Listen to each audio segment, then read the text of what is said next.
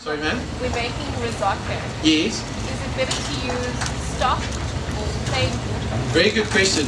As you noticed, I didn't use any of them. Yes, that's why I was Now, again, you've got the classics, which is what we all study as we said French, where you use things like a stock or you use white wine, for instance. And now, in this case, depending on what you want to achieve, essentially you should deglaze your pan with white wine. I haven't done that. I have some on the stage here, but I tend to leave it off. I find that the wine changes the flavor of the risotto quite drastically. Some people also like to use a chicken stock or something like that. I don't do that either. And the reason for that is because I use other processes to bulk up flavor.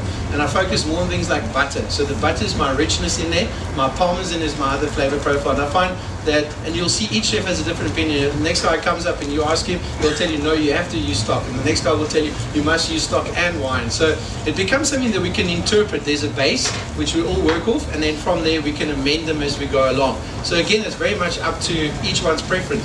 Try it with a bit of white wine or some stock. If you like it, stick to it. If you don't, leave it out. And it's the same with how we make a stock as well.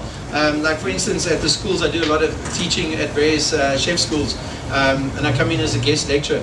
And things like a fish stock, I take none of those veggies that go into a fish stock that's supposed to go in there, and I eliminate it completely because I only want to get the flavor of the fish itself. Yes, the other ones round it off, and they've been telling us for 400 years that's how we do it.